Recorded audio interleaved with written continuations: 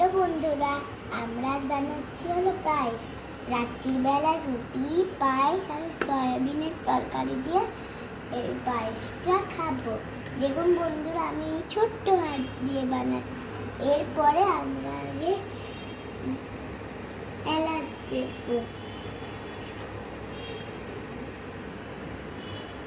এবার ভালো করে গুলিয়ে নেব।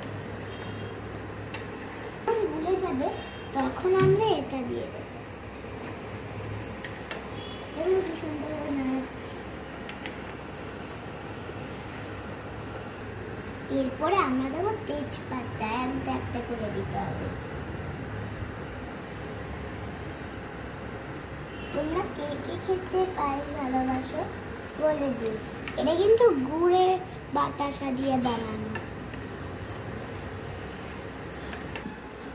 গুড়ের বাতাসা বলে দেখুন একটুখানি গরম দুধ দিয়ে ভিজিয়ে রেখেছি। এবার যখন চালটা পুরোপুরি সেদ্ধ হয়ে যাবে তখন এই গুড়ের বাতাসাটা দিয়ে দেবো। চালটা সেদ্ধ হয়ে গেছে, এবার আমরা দুধে গলা বাতাসা দিয়ে দেবো।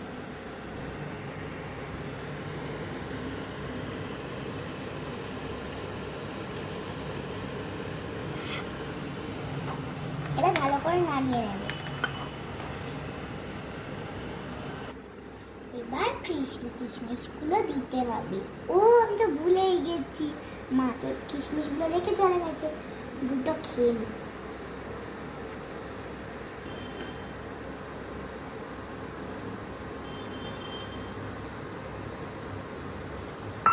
ভালো করে নাড়িয়ে নেব।